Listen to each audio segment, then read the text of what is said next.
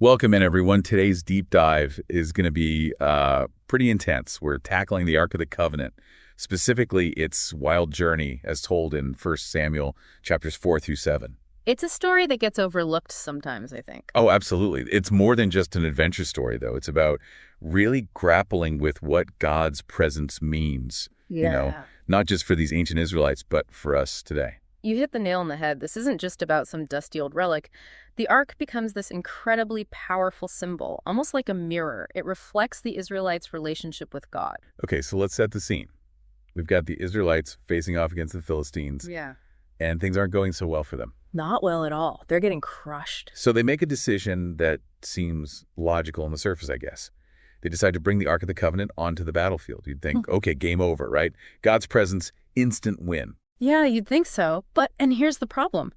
They're treating the Ark like some kind of magical good luck charm, a guarantee of victory. But their hearts aren't in the right place. They're putting their faith in this object instead of in God himself. And, spoiler alert, it backfires spectacularly. They lose the battle big time. And to make matters worse, Oh, yeah, it gets wrong. the Philistines capture the Ark. Can you imagine the shock, the despair? This wasn't just losing a battle. This was like losing a piece of their identity, their connection to God. Totally a spiritual crisis. Yeah. It forced them to confront a really hard truth, their relationship with God. It wasn't what it should have been. It makes you think about what the Ark actually represented. It was the presence of God, the covenant, the very foundation of their nation. To have that taken away, that must have been earth-shattering. Absolutely. It would shaken them to their core. And it's interesting because when Eli the priest hears the news, he literally falls backward and dies. Oh, yeah, that's a powerful detail. The death of his sons in the battle, that wasn't the final blow. It was the loss of the Ark. It's so revealing, isn't it? It shows you where Eli's true priorities lay. He was so fixated on this physical symbol, the symbol of God's presence, that he missed the essence of true faith. It's a powerful reminder for us too, right? Are we focusing on the right things? Or are we getting caught up in outward appearances? All the time. It's a constant struggle. Okay, so now the Philistines have the Ark. And I bet they're feeling pretty smug about They're it. probably parading it around, But this is where things take a very unexpected turn. Oh, a very unexpected turn indeed. Lay it on us. So they place the Ark in their temple, right next to their god Dagon. Oh, so they're trying to show off their victory. Maybe even hoping to absorb some of that divine power. Exactly. Like, hey, look what we conquered. But here's the thing. Every morning, they find Dagon face down before the Ark. Face down. Their god is bowing down to the Ark. That's got to be more than a little unnerving, You think? even for the Philistines. Talk about a power struggle. Yeah, that's not a good sign for them. And then it gets even weirder. The Philistines start experiencing all sorts of plagues. Plagues. Tumors, boils, even a massive mouse infestation. Hold on, mice. Mice everywhere. It's almost like God's presence, instead of being a blessing for them, is turning into a curse. Whoa. So it's like they're being punished for capturing the Ark. It definitely seems that way. It really highlights how God's power, it's not something to be trifled with. Not at all. You can't just capture it Yeah, and put it on display like a trophy. exactly.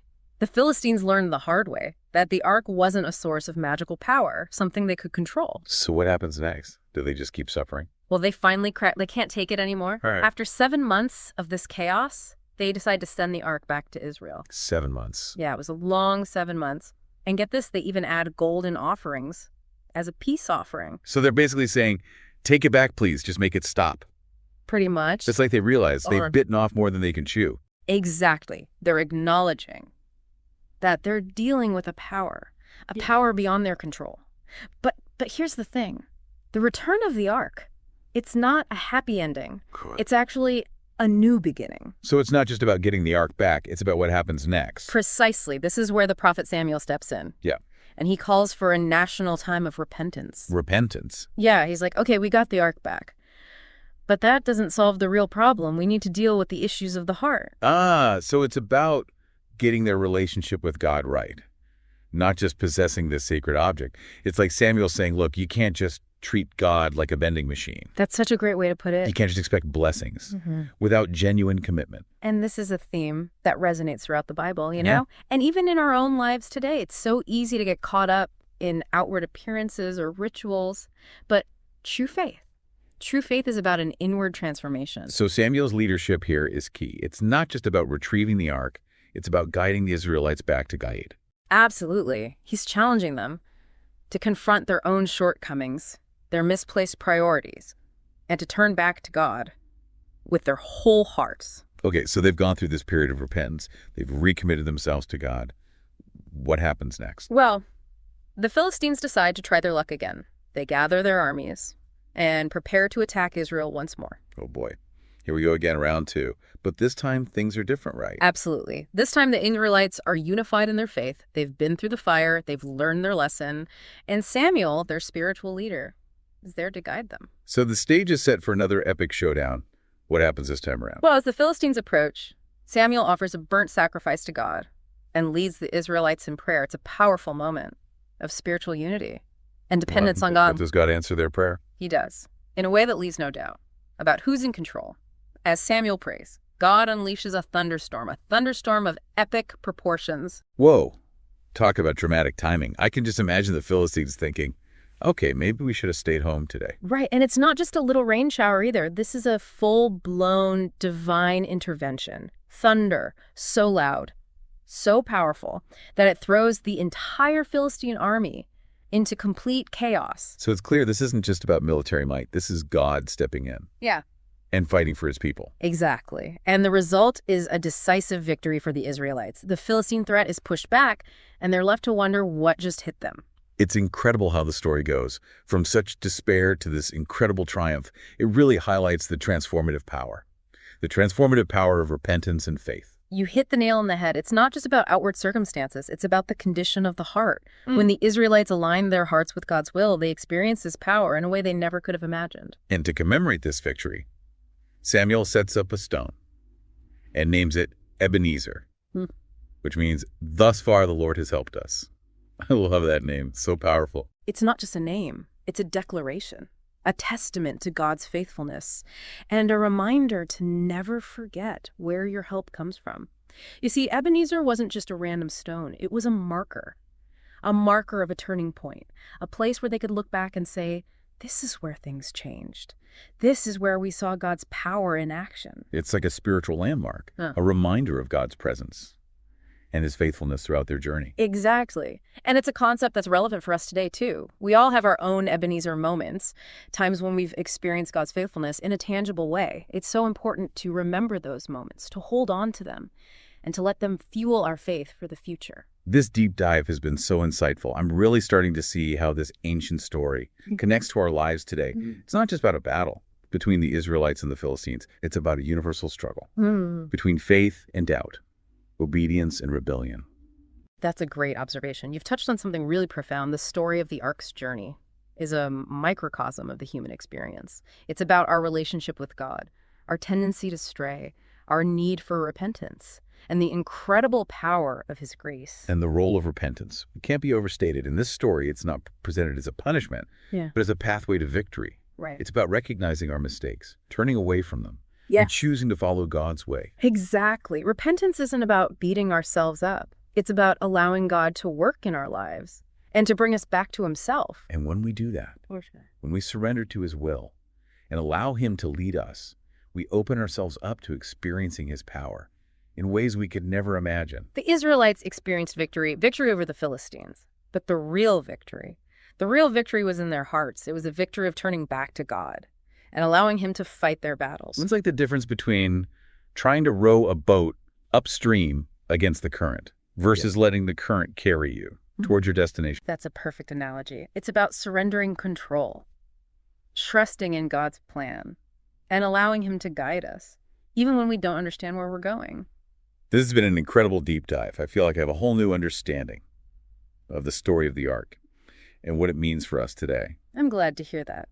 The Bible is full of stories like this, stories that offer timeless wisdom and guidance for our lives. It's all about taking the time to dig deeper and to uncover the layers of meaning that are often hidden beneath the surface. Yeah, it's so easy to get caught up, in the day-to-day and lose sight of that bigger picture. Absolutely. But these stories from the Bible, they pull us back in a way. They remind us there's more to life than just, getting through the day. It's about recognizing that we're part of something bigger. A grand narrative, you could say. A story that's been unfolding since the beginning of time. And we have a role to play in it, right? Absolutely. We have a purpose. Which brings us back to that question, the question we posed at the beginning of this deep dive. What are some ways we might be tempted to rely on outward symbols or rituals? Instead of focusing on a genuine relationship with God, it feels like a really crucial question to be asking, especially after exploring this story. It's so easy to fall into that trap, thinking if we just go through the motions, check off all the boxes, then we're good with God. But as we've seen with the Israelites, true faith goes so much deeper than that. It's like we can get so focused on having the right accessories, the right prayers, the right outward appearance, that we miss the point entirely. It's like trying to impress someone with a fancy gift, when what they really want is your time, your attention, your genuine love. That's a perfect analogy. Yeah. It's about cultivating that heart connection, right? Yeah. That deep inner transformation that comes from a genuine relationship with God. And that's where the true power lies, when we shift our focus. From outward rituals to inward transformation, that's when we open ourselves up to experiencing God's love, His grace, and His guidance in ways we never thought possible. It's like the difference between reading about a beautiful sunset and actually standing there watching it happen. You can appreciate the description, but the experience itself is something else entirely. Exactly. It's in that experience that we truly encounter God, not just in our heads, but in our hearts. This deep dive has been incredible. I feel like I've gained a whole new perspective, not just on the story of the Ark, but on my own faith journey as well. I'm so glad to hear that. And remember, the Bible is full of stories like this. Stories that offer wisdom, timeless wisdom and guidance for our lives. It's all about taking the time to slow down, to reflect, and to allow these stories to speak to our hearts. And to remember that we're not on this journey alone. We have each other. We have the wisdom of the Scriptures.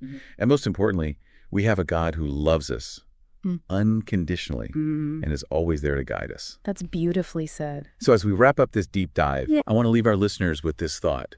The next time you're facing a challenge, remember the Ark. Remember Ebenezer. Remember that God has been faithful in the past, and He will be faithful in the future. Trust in His plan, surrender to His will, and allow Him to lead you to victory. What a powerful reminder. Thank you so much for guiding us through this deep dive. It's been an absolute privilege to learn from you and to share this journey with our listeners. The pleasure was all mine. Thanks for having me. And to all our listeners out there, keep seeking, keep growing, and keep trusting in the one who holds it all together. We'll see you next time on